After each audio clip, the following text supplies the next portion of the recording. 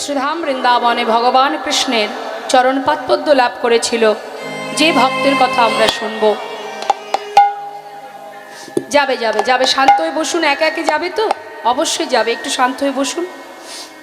তো মুর্শিদাবাদ জেলার মস্ত বড় জমিদার গঙ্গা গোবিন্দ সিংহ, এই যে গঙ্গা গোবিন্দ সিংহ, আস্তে মা কথা নয়, লীলাটাকে একটু মন দিয়ে শুনতে হবে, কথা বলবেন না, আপনাদের চরণ ধরে নিবেদন আমার। এই গঙ্গা গোবিন্দ সিংহের সন্তান যার নাম প্রাণকৃষ্ণ সিংহ, আর প্রাণকৃষ্ণ সিংহের পুত্র যার নাম কৃষ্ণচন্দ্র সিংহ, যাকে ঠাকুর দাদা ভালোবেসে নাম দিয়েছিল লালা। তাহলে কি বললাম মা? গঙ্গা গোবিন্দ সিংহের ছেলে প্রাণকৃষ্ণ, প্রাণকৃষ্ণের ছেলে কৃষ্ণচন্দ্র সিংহ। এই যে কৃষ্ণচন্দ্র সিংহ এটা নাম, আর ঠাকুর দাদা অর্থাৎ গঙ্গা গোবিন্দ সিংহ আদর করে নাতির নাম দিয়েছিল লালা। হরি বল। ছেলের বয়স 12 বছর।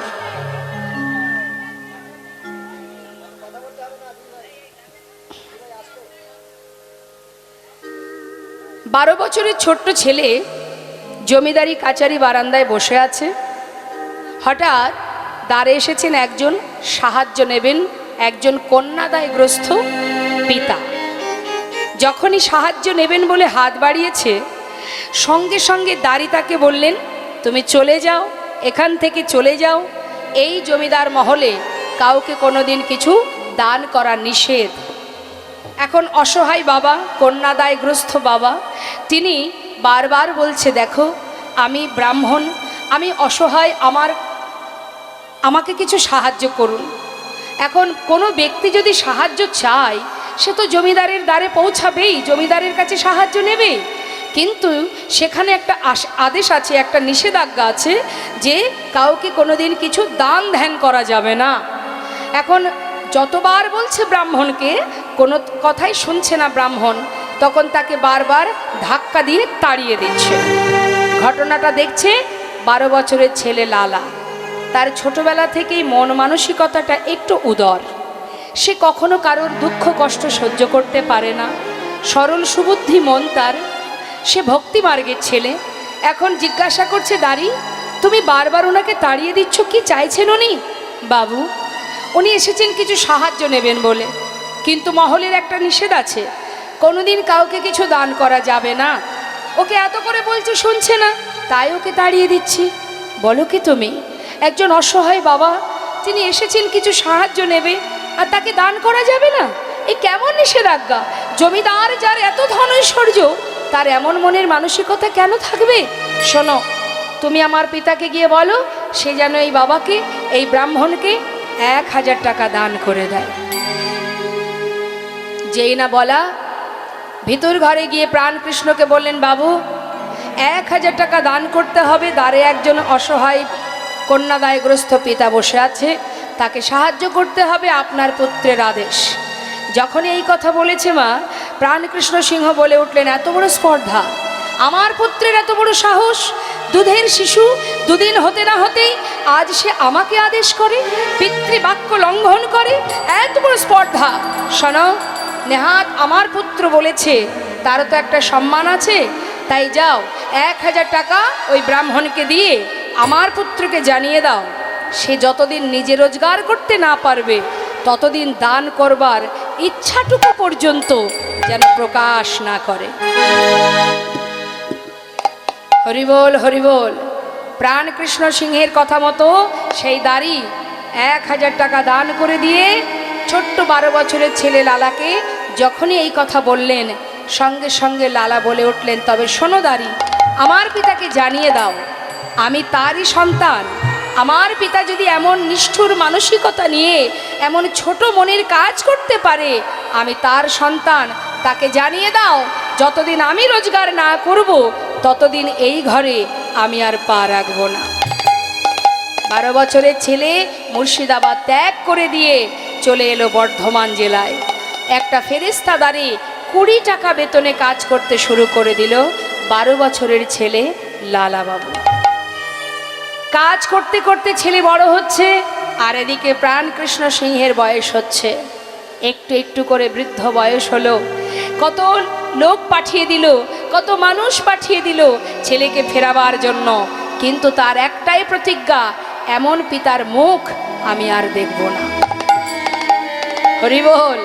একটা কথার কারণে আজ চিরতরে সন্তান হারা প্রাণ কৃষ্ণ সিংহ দেখতে দেখতে শয্যাশায়ী, কিন্তু শেষের দিনেও সন্তানের মুখ দেখতে পাচ্ছে না, কাজ। হ্যালো, জয় রাধে, জয় নিতাই। মনিটরের সাউন্ডটা একটু বাড়ান, মনিটরটা বাড়ান, হ্যাঁ বাড়ান। হরে কৃষ্ণ, জয় রাধে, হরে কৃষ্ণ, জয় রাধে।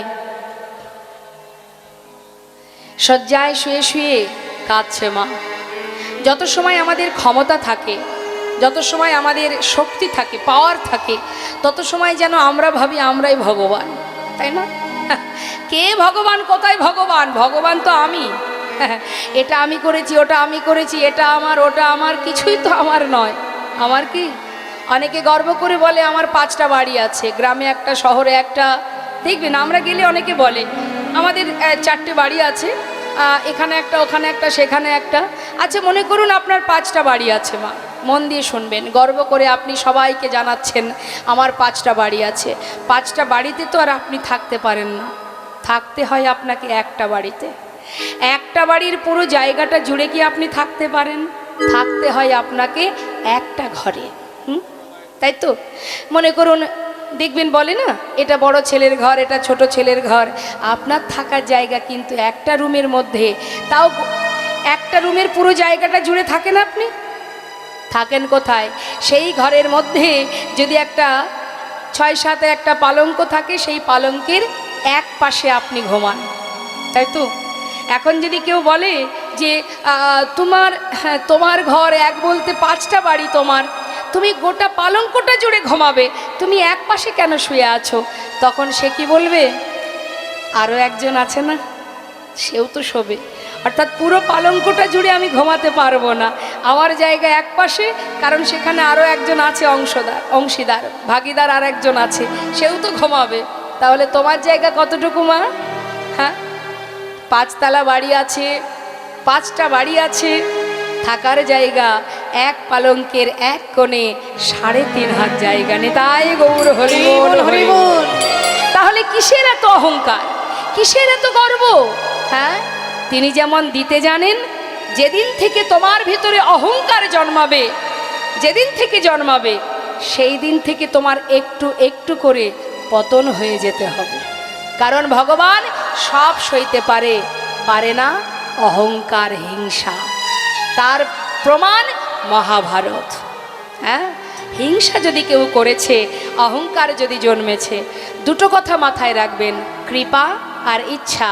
জীবনে যা কিছু পেয়েছি তার কৃপাই, আর যা কিছু চেষ্টা করেও পাচ্ছি না, আমার মনে করুন একটা বিরাট আশা, আমি চেষ্টা করে যাচ্ছি কিন্তু পাচ্ছি না, 1000 চেষ্টার পরেও পেলাম না, জানবেন সেটা তার ইচ্ছা। সে দেবে না আপনাকে, আপনি সারা জীবন ছুটে বেড়ালেও পাবেন না। সে দেবে না কেন? সেটা দিলে আপনার মঙ্গল হবে না, তাই সে দেবে না। তুমি যতই লাপালাপি ছুটোছুটি করো, তোমাকে দেবে না। তিনি জানে কোনটা দিলে জীবের কল্যাণ হবে আর কোনটা দিলে কল্যাণ হবে না। তাই জীবনে 1000 চেষ্টা করলেও তুমি পাবে না। তাই একটা হলো কৃপা, এক হলো তার ইচ্ছা। সে যেভাবে চালাবে আমাদের সেইভাবে চলতে হবে। তিনি খেলাচ্ছেন, আমরা খেলছি। হ্যাঁ, ভুল করে কখনো কখনো অহংকার করে বলে বসি, কিন্তু সত্য কথা যারা বুঝেছে, যারা জানে, তারা কখনো অহংকার করবে না। অহংকার করবে না, কারণ খেলছি তো আমরা তো খেলা করছি। আজ যে রাজা কাল সে ভিখারি, আজ যে রাজা কাল সে ভিখারি। তার বড় প্রমাণ কে? তার বড় প্রমাণ রাজা হরিশ্চন্দ্র, অযোধ্যার সম্রাট। তাই তো শাস্ত্রে বলেছেন, একটা গানে আমরা শুনেছি মা, অবতার শ্রীরামচন্দ্র মা জানকীর পতি, তার হইল বনবাস, রাবণী করে দুর্গতি, আগুনেও পুড়িল না, আগুনেও পুড়িল না, কপালের কি লেখা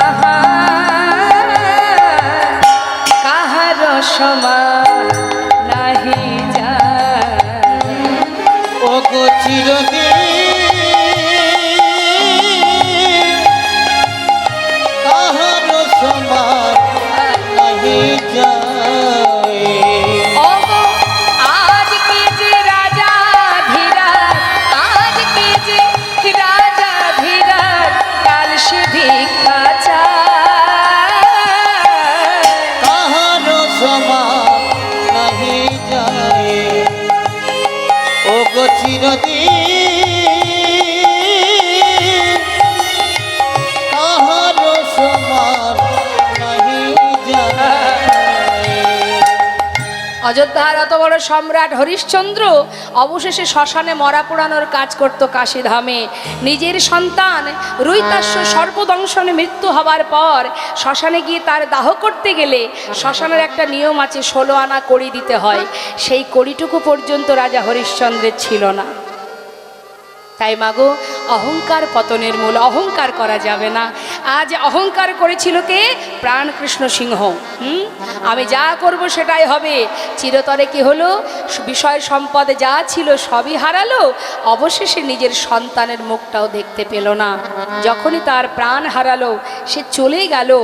সঙ্গে সঙ্গে এলাকাবাসী সবাই মিলে জমিদার লালার কাছে গেল, গিয়ে বললে, মহারাজ এবার তো আপনাকে ফিরতে হবে, কারণ আপনার পিতা যার প্রতি আপনার ক্ষোভ ছিল সে তো ইহলোক ছেড়ে পরলোক গমন করেছে, তাই এবার তো ফিরে চলুন। আপনি না গেলে জমিদারি রক্ষা হবে কি করে? সকলের অনুরোধে অবশেষে লালাবাবু ফিরে এলো। ফিরে আসার পর সমস্ত জমিদারি হিসাব নিকাশ বুঝে নিয়ে এবার জমিদারি রক্ষা করতে শুরু করে দিল। দেখতে দেখতে উপযুক্ত বিবাহের বয়স হয়েছে বলে তার সুকন্যার সঙ্গে বিবাহ হলো, যার নাম কাত্যায়নী। একটা সন্তান হলো, পুত্র সন্তান, যার নাম দিল নারায়ণ। তার একটা পালিতা কন্যা ছিল, যার নাম ছিল সুমতি। তাহলে মা, পরিবারে কতজন? স্ত্রী কাত্যায়নী, সন্তান, পুত্র সন্তান নারায়ণ, আর পালিতা কন্যা সুমতি। এই হচ্ছে সংসার। জমিদারি রক্ষা হচ্ছে, সুখে স্বাচ্ছন্দ্যে দিন কাটছে। একটু একটু করে জীবনের ত্যাগের সৃষ্টি হলো, বৈরাগ্য এলো। কিভাবে হলো এটাই আমাদের জানার বিষয়। এত বিষয় সম্পদের মালিক হয়েও দেখুন কিভাবে, কখন কিভাবে কার জীবনে ত্যাগ আসে মা, কে বলতে পারে? হ্যাঁ, কখন কার ভিতরে চেতনা হয়, চৈতন্য হয়, কেউ জানে না। সাধু সঙ্গ যদি করা হয়, বৈষ্ণব সঙ্গ যদি করা হয়, তবেই কিন্তু একটু একটু করে আমাদের ভিতরে চৈতন্য জ্ঞান আসবে। আজ দেখুন একজন ভিখারি, তিনি এসেছেন লালার দ্বারে ভিক্ষা করতে। এসে বলছে, ভিক্ষাং দেহি, ভিক্ষাং দেহি। স্বয়ং লালা নিজে সঙ্গে সঙ্গে সদর দরজায় এসে পৌঁছালো। জিজ্ঞাসা করছে, ভিখারি তুমি ভিক্ষা করো? কেন ভিক্ষা করো? হ্যাঁ, কি জন্য ভিক্ষা করো? তখন সেই ভিখারি বললেন, বাবু আমি কেন ভিক্ষা করি শুনুন তাহলে। বাবু গো, বাবু গো,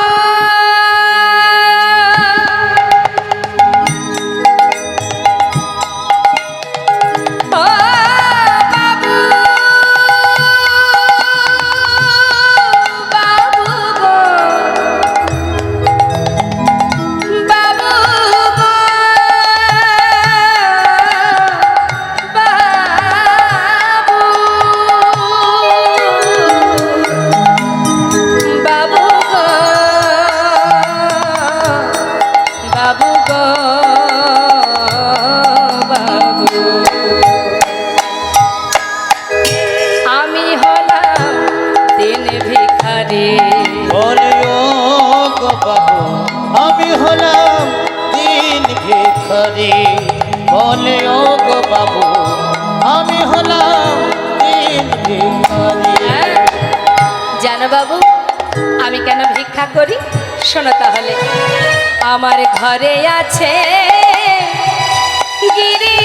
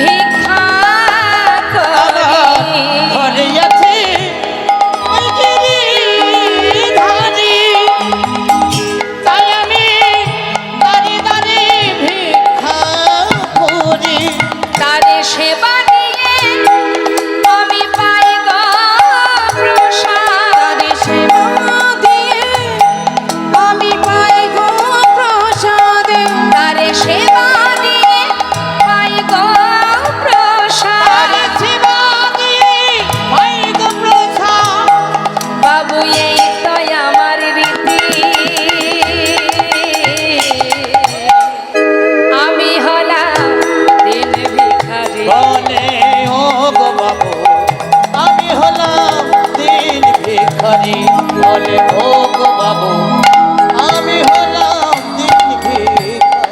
আচ্ছা, তুমি গিরিধারীর সেবা দিয়ে প্রসাদ পাও। দাঁড়াও দাঁড়াও, ঘরের ভিতরে প্রবেশ করে অনেক দামি দামি রত্নের একটা পুটুলি বেঁধেছে। বেঁধে বলছে, ভিখারি এগুলো ধরো। বাবু এতে কি আছে? অনেক দামি দামি মূল্যবান রত্ন আছে, নিয়ে যাও। এটা দিয়ে কি হবে? কেন, আমার মতো তুমিও ধনী হয়ে যাবে। যাও, আমি তোমায় দান করে দিলাম। সেই পুটুলিটা নিয়ে বিদায় নিয়ে যাত্রা করেছে। বাবু তাহলে আসি। যাচ্ছে মা, মনের আনন্দে মাথায় করে নিয়ে যাচ্ছে। কিছুটা পথ গেছে, দরজার কাছে দাঁড়িয়ে আছে লালাবাবু। দেখছে ভিখারি চলে যাচ্ছে।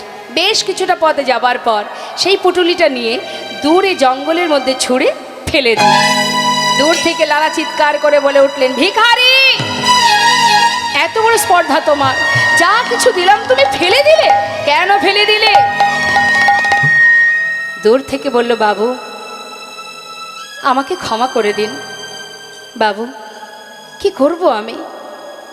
আপনার দেওয়া মূল্যবান সম্পদ আমি যখন মাথায় করে নিয়ে যাচ্ছি, কিছুটা আসতে না আসতেই হঠাৎ কে যেন আমায় বলে উঠল, ভিখারি কোথায় যাচ্ছিস তুই এগুলো নিয়ে? ও, তুইও বুঝি লালার মতো ধনী হতে চাস?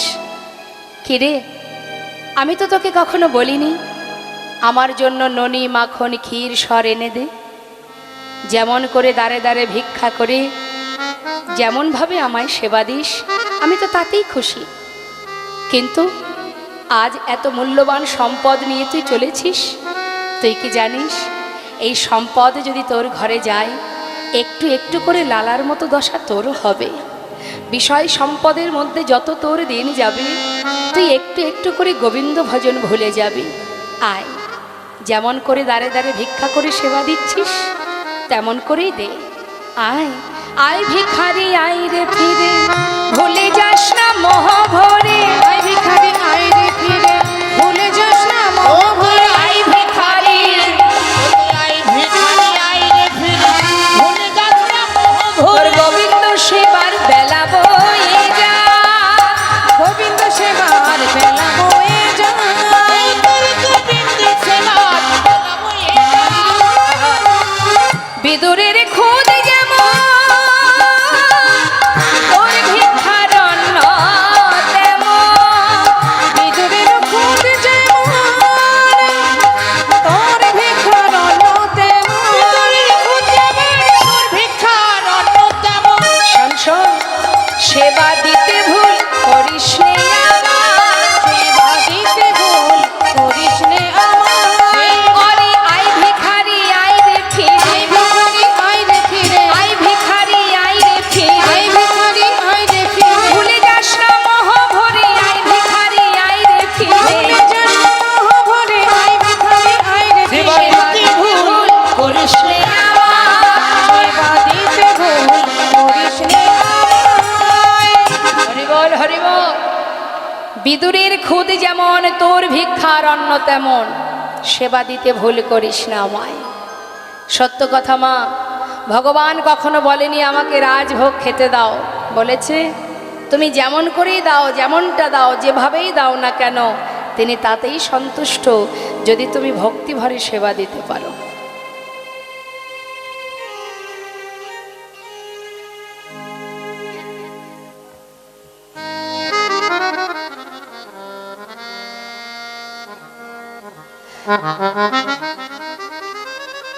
তুমি যেভাবে ভগবানকে সেবা দেবে, যদি তার মধ্যে ভক্তি থাকে, মনে করুন আপনি ভগবানকে একটু মিষ্টান্ন রন্ধন করে দেবেন।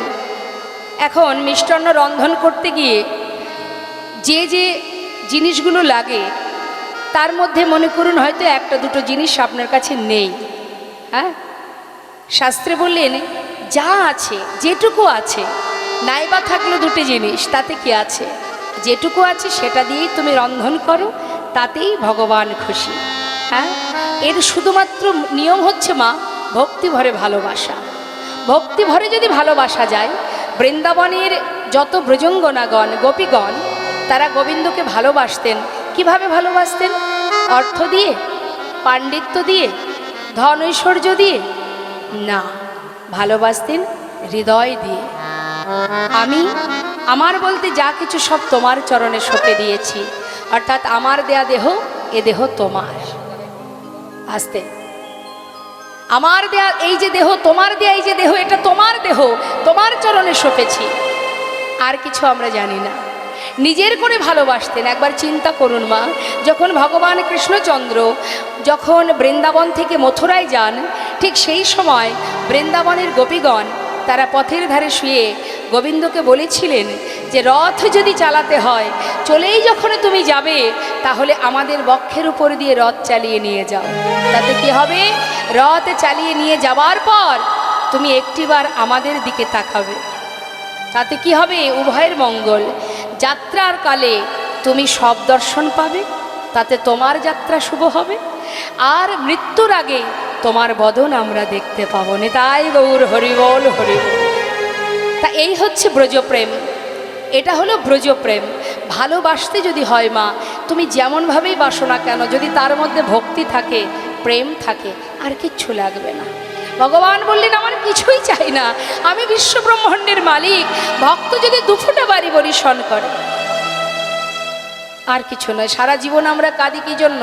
সংসারের জন্য কাঁদি, হ্যাঁ, নিজের আত্মসুখের জন্য, নিজের সুখের জন্য ভগবানের কাছে কাঁদি, কিন্তু ভগবানকে পাওয়ার জন্য তার চরণে দুফোঁটা বাড়ি বরিশন করি না কেউ।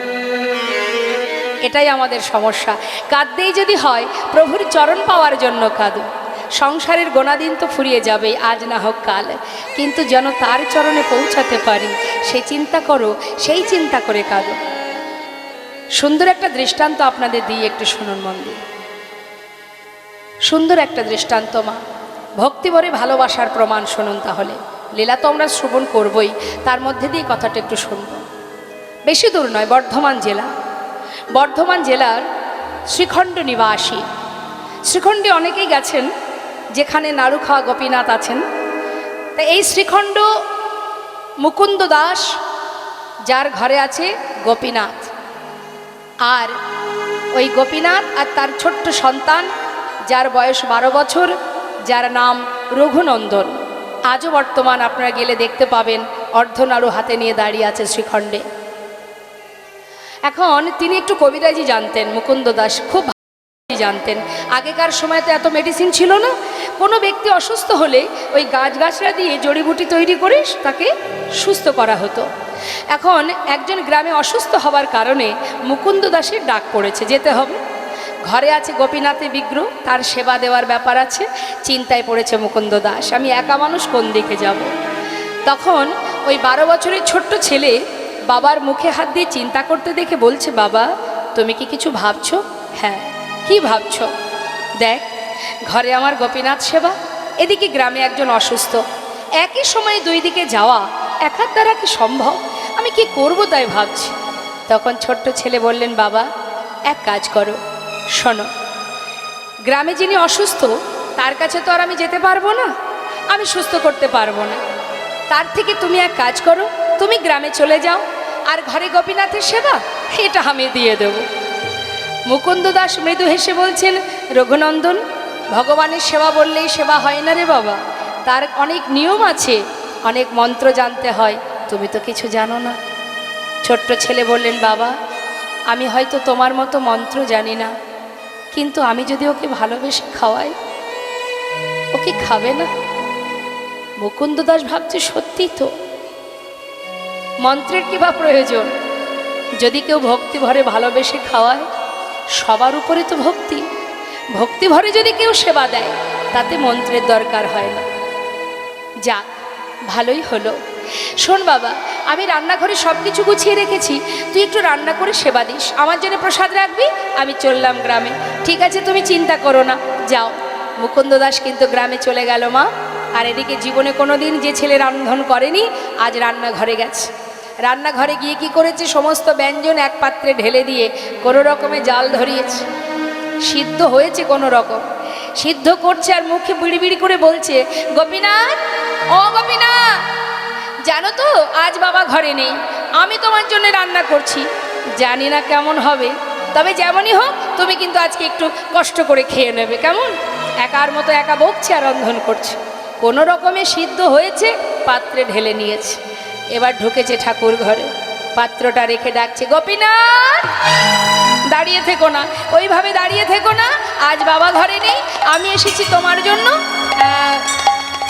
কোনোদিন তো রান্না করিনি, জানি না কেমন হয়েছে, যাই হোক একটু কষ্ট করে খেয়ে নাও, কাল বাবা ভালো করে রান্না করে খাওয়াবে, শিগগিরই এসো, তাড়াতাড়ি এসো। আসছে না। আমরাও তো সেবা দিই প্রভুর, সে কি আসে মা? আসে না, আসছে না, কি ব্যাপার? চিন্তা করছে। সে কিন্তু জানে না যে এটা বিগ্রহ, এটা সে জানে না। সে জানে আমি যেমন বাবার সন্তান, ও আমার বাবার সন্তান। ডেকেই যাচ্ছে, কি হলো, কখন থেকে ডাকছি, বেশ তো দাঁড়িয়ে আছো, কি ভেবেছো বাবা ঘরে নেই বলে আসবে না? আগে চলে এসো, ভালো চাও যদি চলে এসো, কখন থেকে ডাকছি। তুমি কি জানো না আমি কোনোদিন রান্না করিনি, তোমার জন্য রান্না করেছি, আমার কি কষ্ট হয় না? এসো না গোপীনাথ, তাড়াতাড়ি এসো। তাও আসছে না, এত করে ডাকছে, আসছে না। চিন্তা করছে সে যদি না খায় বাবা আমাকে বকবে, আমি তাকে বড় মুখ করে বলেছি আমি তাকে খাওয়াবো, আসবে না মানে? শোনো গোপীনাথ, তুমি আসবে না তো? ভালোই ভালোই যদি পারো চলে এসো। আর শোনো, যদি তুমি না আসো, জানো তো আমি যখন না খাই আমার বাবা আমাকে লাঠি দিয়ে লাঠির ভয় দেখিয়ে খাওয়ায়। আসবে না তো? দাঁড়াও। ঘর থেকে বাইরে বেরিয়ে খুঁজে খুঁজে জঙ্গলের ভিতর থেকে একটা লাঠি জোগাড় করেছে, লাঠি নিয়ে ঠাকুর ঘরে ঢুকেছে। আসবে তো চলে এসো, না হলে এই যে হাতে লাঠি আছে না, এটা দিয়ে না আমি তোমাকে মেরে মেরে নিয়ে আসবো। এমন শুদ্ধ ভক্তি, আর পারছে না প্রভু দূরে থাকতে। মনে মনে চিন্তা করছে, ভক্ত তুমি মারবে বলে লাঠি এনেছো, কত ভালোবাসলে, অন্তর থেকে কতটা ভালোবাসলে যে লাঠি নিয়ে সামনে দাঁড়ায়। ভালো চাও চলে এসো, না হলে লাঠি দিয়ে মারবো। আর পারছে না, পাথরের মধ্যে শক্ত কঠিন পাথরে থাকতে পারছে না, মনটা চঞ্চল হয়ে গেছে, কতক্ষণে যাব আমি। কখনো কাঁদছে, ও গোপীনাথ এসো না, আমার কি কষ্ট হয় না, কখন থেকে ডাকছি তোমায়, একবার এসো, শিগগির এসে খেয়ে নাও। প্রভু আর থাকতে পারছে না, পাথর থেকে বিগ্রহ থেকে সচল মূর্তি ধারণ করে এক পা দুপা করে সে পাতা আসনে বসেছে। কে করেছে রান্না? আমি করেছি। যেই না লাঠির ভয় দেখিয়েছি আর সেই চলে এসেছে, শিগগিরই খেয়ে নাও, আজ বাবা ঘরে নেই। যেই না মুখে দিয়েছে, কেমন হয়েছে? নিশ্চয়ই ভালো হয়নি, কখনো তো রান্না করিনি, একটু কষ্ট করে খেয়ে নাও, কাল বাবা ভালো করে রান্না করে খাওয়াবে। ভগবান চোখের জলে মুখ ভাসিয়ে কাঁদছে। ভক্ত তুমি জানো না সে যে কত সুস্বাদু। ভক্ত যদি আমাকে সেবা দেওয়ার জন্য রন্ধন করে, সেটা খারাপ হবে কেমন করে? এতদিন এই ঘরে আছি, এমন অমৃত কোনোদিন পাইনি আমি। এই যে কত স্বাদ, এই যে অমৃত, আমি তোমাকে বলে বোঝাতে পারবো না। এ তো আমি জানি, আমার ভক্ত যখন আমার জন্য রন্ধন করে সে যে কত সুস্বাদু হয়, সে তো আমি জানি, তুমি বুঝবে না। খেয়ে নাও। খেতে খেতে প্রায় শেষ, বহুদিন পর ভক্তের হাতে রান্না পেয়ে কারোর কথা মনে নেই, তৃপ্তি করে আস্বাদন করছে। সেবা করতে করতে প্রায় শেষ, আর অবশিষ্ট যেটুকু আছে মুখে দিতে যাবে, হঠাৎ রঘুনন্দন ছুটে গিয়ে হাতটা চেপে ধরেছে। ওঠো, এক্ষুনি উঠে যাও, ওঠো বলছি, আর তুমি খাবে না। কি এই তো ডেকে ডেকে নিয়ে এলে, আবার তাড়িয়ে দিচ্ছ? দেব না, তোমাকে তো পুরোটাই ধরে দিয়েছি। তুমি কি জানো না এখনো আমি খাইনি, আমার বাবা খায়নি, আমাদের জন্য একটু রাখবে না? পুরোটাই খেয়ে নেবে? ও কি জানো তো ভক্ত, বহুদিন পর তোমার হাতে রান্না পেয়েছি তো আজ না আর কারোর কথা মনে ছিল না। আচ্ছা ঠিক আছে, এই অবশেষে যেটুকু, এই অবশিষ্ট এটুকু আমি তোমার জন্য রেখে গেলাম, তুমি খেয়ে নিও কেমন? বেশ। বেশি তো ছিল না মা। প্রভু আবার বিগ্রে মিলিত হলেন, আর এদিকে পাত্রটা যেটুকু ছিল সেবা করে ধুয়ে তুলে রেখেছে। মুকুন্দ দাস সময় মতো ঘরে ফিরেছে। রঘুনন্দন, বলো বাবা, সেবা হয়েছে তো? হ্যাঁ হ্যাঁ, তোমার কোনো চিন্তা করতে হবে না। যাক, শোন, আমার প্রচণ্ড খিদে পেয়েছে, সারাদিন তো কোথাও কোনো সেবা পাইনি, দে একটু প্রসাদ এনে দে। বাবা, আজ আর কিন্তু প্রসাদ নেই। কেন নেই? কি করে থাকবে? সবই তো গোপীনাথ খেয়ে নিচ্ছিল। ভাগ্যিস আমি হাতটা ধরেছিলাম, আমার জন্য এইটুকু রেখেছিল, সেটা আমি খেয়ে নিয়েছি। সে কি কথা? এতদিন আমি তাকে সেবা দিই, কোনোদিন তার পাই না দেখা। আজ আমি ঘরে নেই, আজ সেবা করে নিল? কি করে হতে পারে? অসম্ভব। হ্যাঁ, সে তো পাথরের বিগ্রহ, সে তো চলতে পারে না, কথা বলতে পারে না, সে কি করে খাবে? যার যেমন ভাব তার তেমনই লাভ। সারা জীবন ভেবেছে সে পাথরের বিগ্রহ, সেই জন্য কোনো দিন সেই মুকুন্দ দাস তার দেখা পায়নি। আর যেজন নিজের ভেবে ভালোবেসেছিল সে সাক্ষাৎ দর্শন পেল। কি করে সম্ভব? মনের সন্দেহটা মনেই থেকে গেল বাবা। ছেলেকে পরের দিন পরীক্ষা করবার জন্য বললেন, রঘুনন্দন, তুই তো ভালো সেবা দিতে শিখেছিস বাবা, শোন, বলছি কি, ওই কালও আমাকে যেতে হবে গ্রামের কাজে। তা শোন, তোকে আর রান্না করতে হবে না, ঘরে নাড়ু তৈরি করা আছে, গোপীনাথ নাড়ু খেতে ভালোবাসে, তুই নাড়ুটা ভোগ দিয়ে দিস। ঠিক আছে বাবা। পরের দিন মুকুন্দ দাস কিন্তু কোথাও যায়নি। ছেলেকে হাতে নাতে ধরবে বলে মন্দিরের পিছনে গিয়ে দেয়ালে কান পেতে আছে। কেন? আজ আমি শুনবো আমার পুত্র যখন মন্দিরে যাবে, সে ছাড়া আর কারোর কণ্ঠ শোনা যায় কিনা। কান পেতে আছে। আর এদিকে পাত্রে নাড়ু সাজিয়ে নিয়ে ছোট্ট 12 বছরের ছেলে রঘুনন্দন মন্দিরে ঢুকেছে। গোপীনাথ, আজ কিন্তু আর ডাকতে পারবো না, চিনতে পারছো তো? কাল এসেছিলাম, শিগগিরই এসো। আজ বাবা তোমার জন্য নাড়ু তৈরি করে পাঠিয়েছে, তুমি নাকি নাড়ু খেতে ভালোবাসো, তাড়াতাড়ি এসো, নাড়ু সেবা করে যাও। হরি বল, হরি বল। ভগবান আর কোনো কথা নয়, পাথর থেকে সচল মূর্তি ধারণ করলেন। এসে বললেন, ভক্ত, কেউ যদি আমাকে ডাকার মতো একবার ডাকে, আর সেই ডাক যদি আমার কানে একবার পৌঁছে যায়, ভক্ত যদি কোনোদিন আমাকে ভুলেও যায়, আমি সেই ভক্তকে যুগে যুগে ভুলি না। রে বল, তোমায় ডাকতে হবে না, এই দেখো আমি এসেছি, শিগগিরই খেয়ে নাও। কে করেছে নাড়ু? বাবা করেছে। বাবা? মনে মনে ভাবছে, প্রভু বাবাই করুক আর যেই করুক, ভক্তের হাতের ছোঁয়া তো লেগে আছে। মুখে দিয়েছে। পাশে দাঁড়িয়ে রঘুনন্দন ভাবছে, কালকের মতো দাঁড়িয়ে থাকবো, আর যদি গোপীনাথ একটা একটা করে সব খেয়ে নেয়, আজ আমি আর তা হতে দেব না। আজ ও খাবে, আমিও খাবো। এই ভেবে পাত্র থেকে একটা নাড়ু তুলে নিয়েছে, তুলে নিয়ে মুখে দিয়েছে। অর্ধেকটা সেবা করেছে মা। যখনই ভালো লেগেছে, আর ওই বাকি অর্ধেক এঁঠো নাড়ুটা গোপীনাথের মুখের কাছে ধরেছে।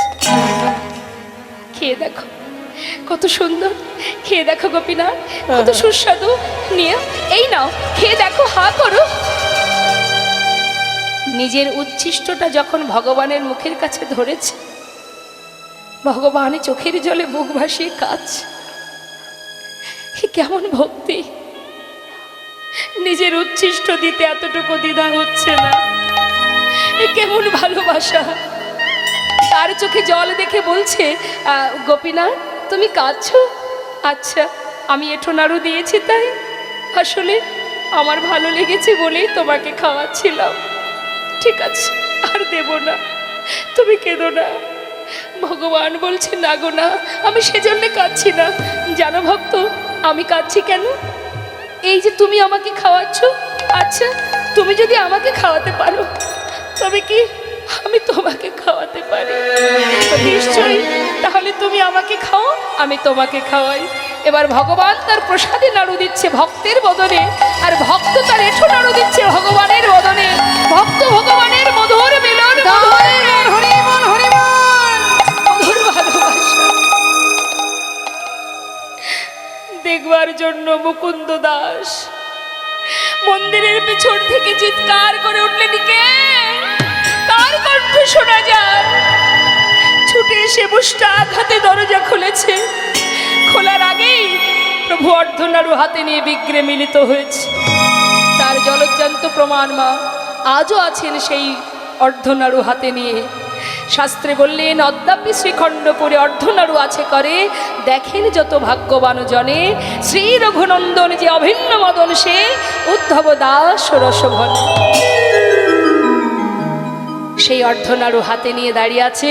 যার হাতে ছিল বাঁশি, তার হাতে অর্ধনাড়ু দেখা মাত্রই ছুটে গিয়ে নিজের সন্তানকে জড়িয়ে বুকের মধ্যে জড়িয়ে ধরলেন আর বলে উঠলেন, রঘুনন্দন, এতদিনে আমি বুঝলাম বাবা, তুই নিজের জন ভেবে, আপন জন ভেবে তাকে ভালোবেসেছিলি, তাই তাকে দেখা পেলি।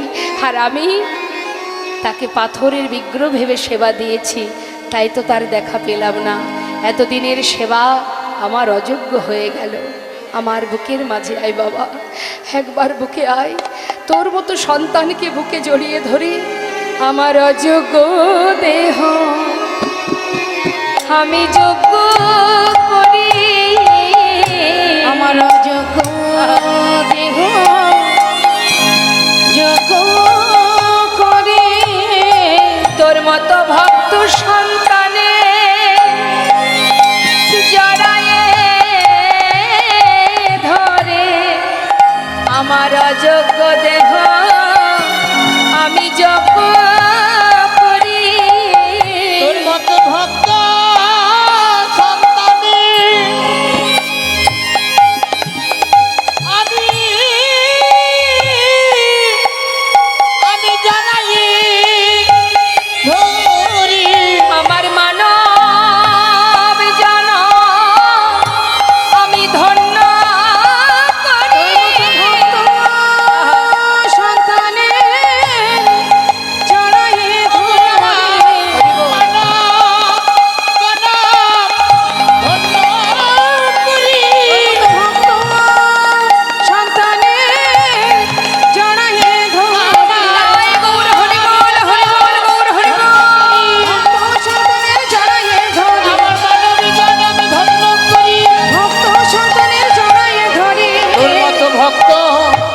সন্তানে জনাই ধরি। মহাভারতে ভগবান কৃষ্ণচন্দ্র গিয়েছিলেন হস্তিনাপুরে। দুর্যোধন বলেছিলেন, সখা এসো, আমি তোমাকে রাজভোগ খাওয়াবো। ভগবান বলেছিলেন, সেবাই যদি করতে হয় আমি দাসীপুত্র বিদুরের ঘরে সেবা করব। তাই মাগো, ভগবানের সেবার জন্য দুঃখ করতে হয় না। তুমি যেমন পারবে, যেমনটা পারবে, ভগবান তাতেই সন্তুষ্ট, যদি ভক্তি থাকে, ভালোবাসা থাকে।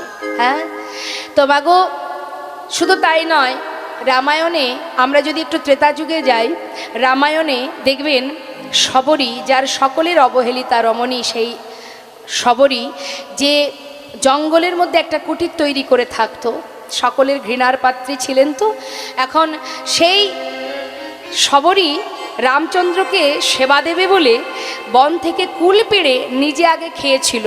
খেয়ে দেখেছে টক না মিষ্টি, যেটা মিষ্টি অর্ধেকটা কুল খাওয়া হয়ে গেছে, মানে এঁঠো কুল তুলে রাখছে। কেন? রাম যখন আসবে সেবা করবে। তার ঘরে প্রভু রামচন্দ্র সেই উচ্ছিষ্ট কুল সেবা করেছিল। তাই যদি কেউ ভালোবেসে সেবা দিতে পারে, যেমনটাই দিক, প্রভু তাতেই সন্তুষ্ট। তাই বলছে, হে মহারাজ, আপনার জমিদার বাবুকে বলছে, লালাকে, বাবু আপনার এই ধন ঐশ্বর্য আমি নিতে পারবো না, তাই সব ফেলে দিলাম। তখন লালা বলছে, তাহলে এক কাজ করো, তুমি আমার মহলে থাকবে, তোমার সমস্ত দায়িত্ব নেব আমি। প্রতিদিন তুমি নিজে মুখে হরিনাম করবে আর আমাকে হরিনাম শ্রবণ করাবে। মহারাজ, আপনার ওই মহলে থাকলে আমি হরিনাম ভুলে যাব। আপনার মতো অবস্থা, আপনি যেমন বিষয় সম্পদের মধ্যে ডুবে গিয়ে কৃষ্ণ ভজন ভুলে গেছেন, আজ আমিও যদি আপনার মহলে থাকি, তাহলে আপনার মতো অবস্থা আমারও হবে। তাই আমি থাকতে পারবো না। আমি যে কুঠিরে বাস করি সেটাই আমার স্বর্গরাজ্য। বেশ, বিদায় নিয়ে চলে গেল। সেই থেকেই কিন্তু লালার মধ্যে চিন্তা শুরু হয়ে গেল মা, যে এই বিশাল মহলে এই জমিদারি বিষয় সম্পদের মধ্যে থাকলে তবে কি কৃষ্ণ ভজন হয় না? তবে কি কৃষ্ণ ভজন থেকে দূরে সরে যেতে হয়? সত্য কথা, যখন কিছুই থাকে না তখন জীবনে একমাত্র ভগবানই সার হয়ে থাকে। যখন আমাদের একটু একটু করে সমস্ত আশা পূর্ণ করতে থাকে ভগবান, তখন দেখবেন টাকা পয়সা বিষয় সম্পদ তার চিন্তা করতে গিয়ে সারাদিনে ভগবানকে একবার সেবা দেব সেই সময়টুকু আমাদের হয় না। তাই গৌর হরিবল হরিবল। তাই লালা কিন্তু মা এই যে বলেছে যে আপনার মহলে থাকলে কৃষ্ণ ভজন আমিও ভুলে যাব, এটা কিন্তু তার মাথায় চিন্তা ঢুকে গেছে। অহরহ সেটাই চিন্তা করছে যে এই মহলে থাকলে কি কৃষ্ণ ভজন হবে না, গোবিন্দচরণ পাবো না। আহা, ভাবতে ভাবতে হঠাৎ একদিন তিনি যাচ্ছেন খাজনা আদায় করতে। গোটা রাজ্য পরিদর্শন করে খাজনা আদায় করে বেলি অবসানকালে ফিরছে। যখন ফিরছে, ফেরবার সময় বেলি অবসান মানে দিনের আলো শেষ, সন্ধ্যা আগত, ঠিক সেই সময় পালকি চেপে ফিরছে লালা। আর রজকন্যা, রজকন্যা কাদের বলে মা? ধোপাদের বলা হয় রজক। এখন তার কন্যা চিৎকার করে তার পিতাকে বলছে, কি বলছে? বাবু গো, বাবু গো, বেলা যায় বাসনায় আগুন দাও, বেলা যায় বাসনায় আগুন দাও। অর্থাৎ শুকনো কলার পাতাকে বলা হয় বাসনা। আগেকার সময়তে এত ডিটারজেন্ট ছিল না, কাপড় পরিষ্কার করতে গেলে ধোপারা কলার পাতাকে, শুকনো কলার পাতাকে পুড়িয়ে যে খার, যে ছাইটা হতো সেটা দিয়ে কাপড় পরিষ্কার করতো। তাই বলছে বাবু বেলা যায় বাসনায় আগুন দাও। আর পালকি চেপে ফিরছে লালা, প্রতিধ্বনি হচ্ছে মা, কি শুনছে? বেলা যায়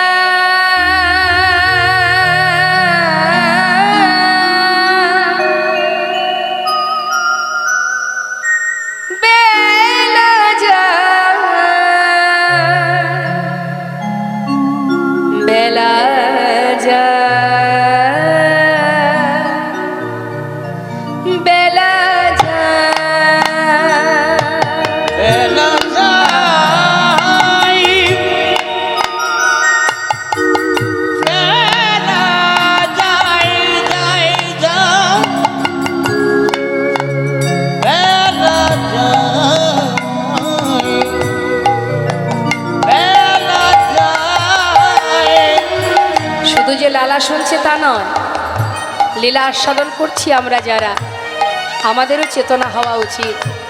আমাদেরও জীবন বেলা কিন্তু বয়ে যাচ্ছে। আহা, রিভাবটা কাটবেন না। বেলা যা, বেলা যা, বেলা যা, বেলা যা,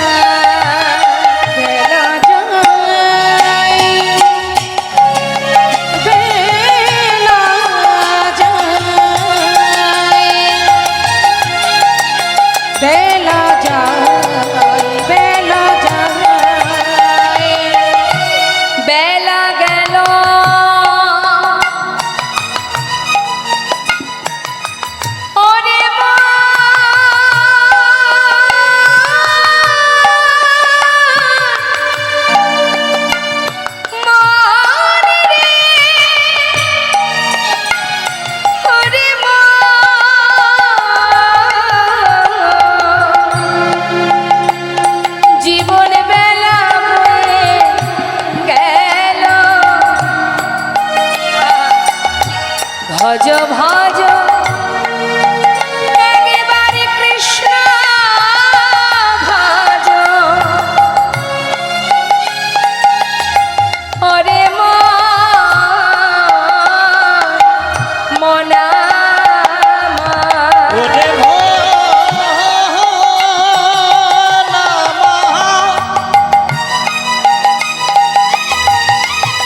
তোমরা আর মোহ ঘুমে ঘুমাই থেকো না।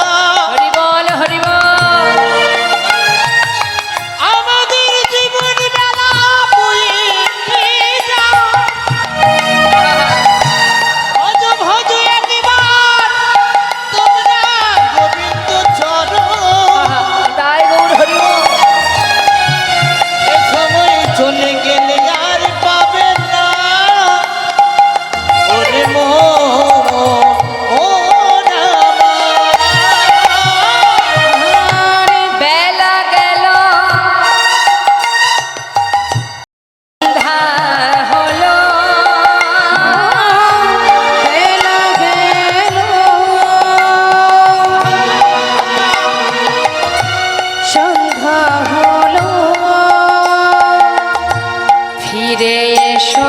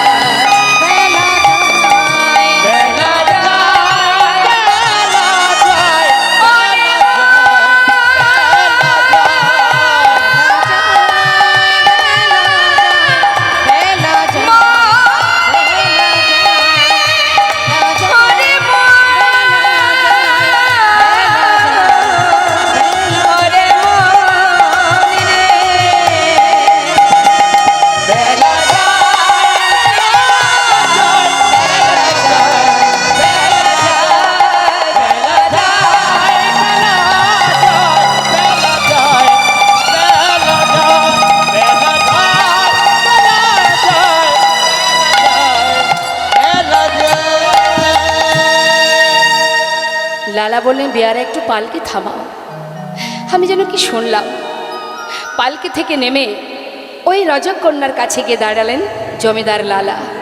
মা, তুই যেন কি একটা বললি। জমিদারকে দেখে থরথর করে কাঁপছে রজকন্যা। বাবু, আমি তো আপনাকে কিছু বলিনি।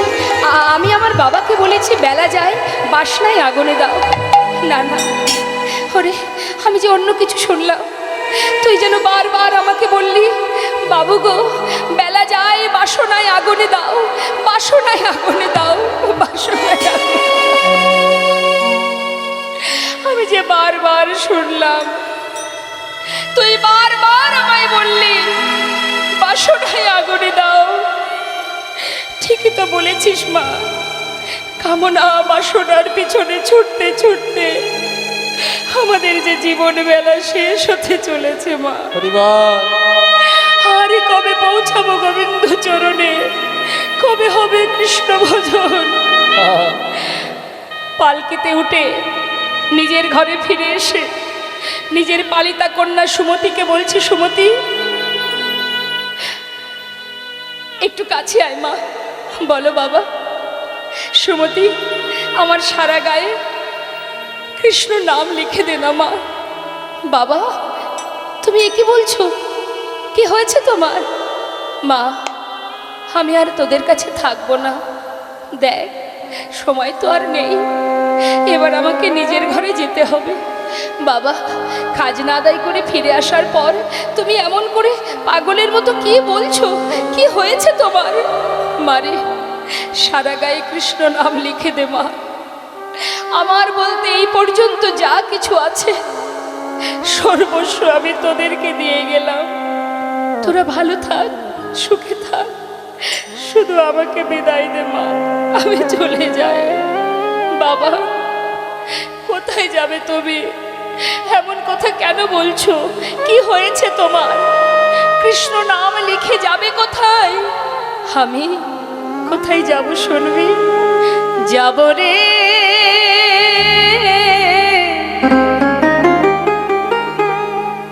যাব আমি কৃষ্ণ ভজনে, যাব আমি মধুর বৃন্দাবনে। ওই না যাব আমি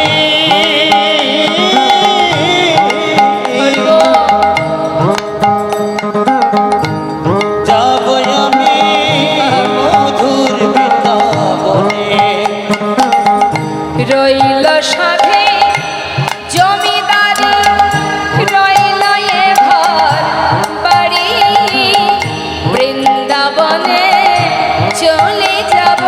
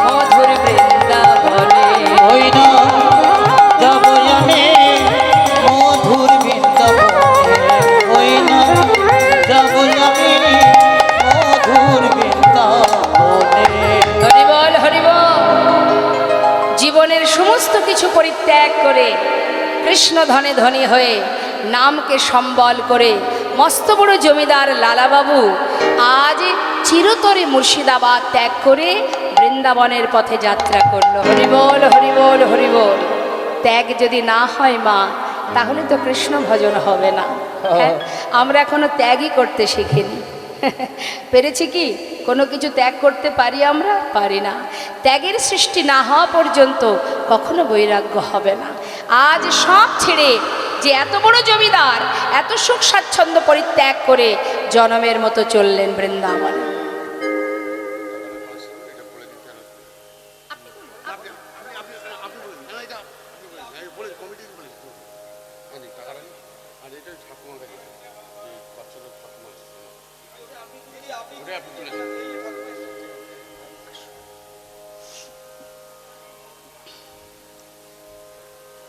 জয় রাধেশ্যাম। আজ আপনাদের সকলের ভিক্ষা একত্রিত করে মোট দান উঠেছে 10,501 টাকা, আর কমিটি দিয়েছে 201 টাকা, ও 2001 টাকা। সবাই মিলে আশীর্বাদ করবেন। এখানে ছোট্ট শিশুর ঠাকুমা এসেছেন। সবাই একবার সন্তানের জন্য ভগবানের কাছে প্রার্থনা করুন যেন অতি শীঘ্র তাড়াতাড়ি প্রভুর কৃপায় সে সুস্থর পথে আসতে পারে। একমাত্র তিনিই পারেন তাকে আবার আমাদের মতো মায়েদের কাছে ফিরিয়ে দিতে। নিতাই গৌর হরিবোল, নিতাই গৌর হরিবোল, হরিবোল হরিবোল।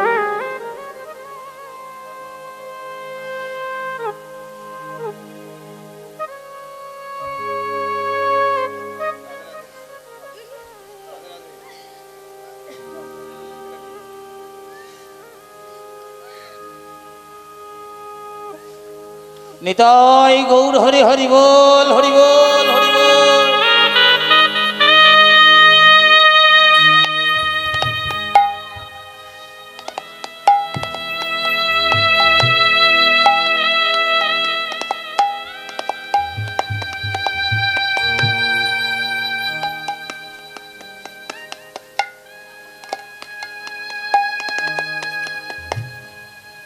একটু দাঁড়াবেন।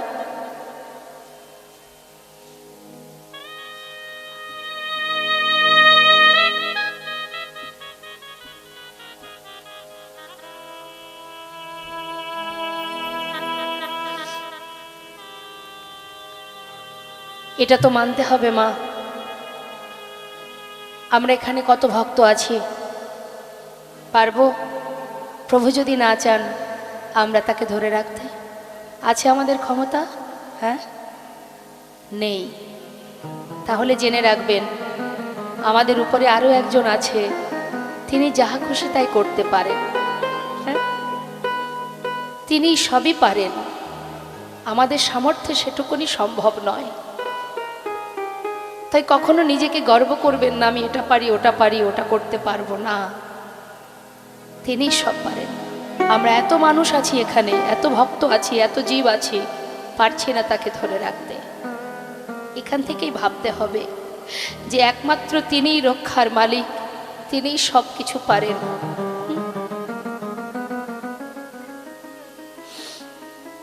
শুধু ভগবানের কাছে এটাই আমরা প্রার্থনা করতে পারি, সে যেন তাড়াতাড়ি সুপথে চলে আসে। ভগবান তুমি একবার কৃপা করো, একবার ওকে সঠিক পথে, হাজার অপরাধ দূরীভূত করে দাও। তার যদি কোনো কুকর্ম থেকে থাকে মুছে দাও, তাকে আবার তোমার চরণে সেবার অধিকারী করে রাখো।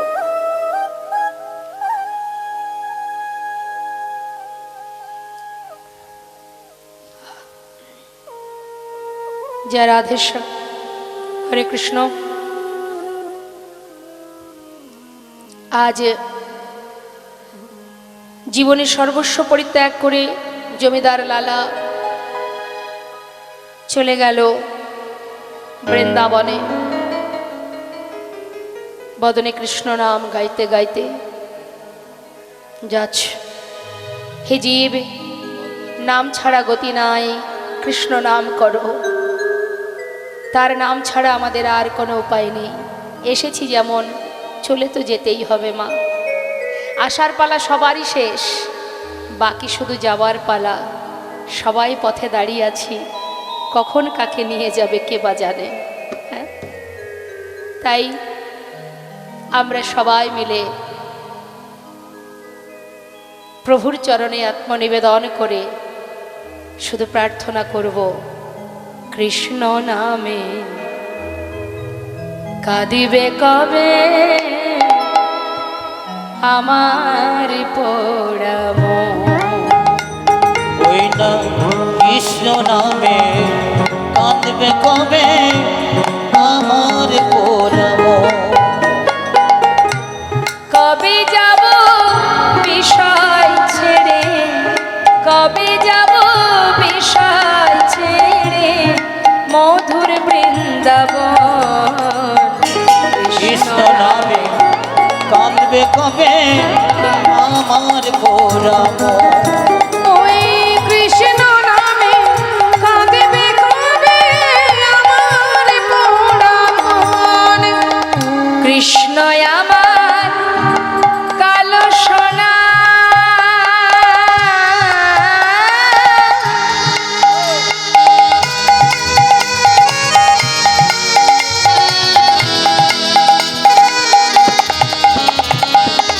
কৃষ্ণ আমার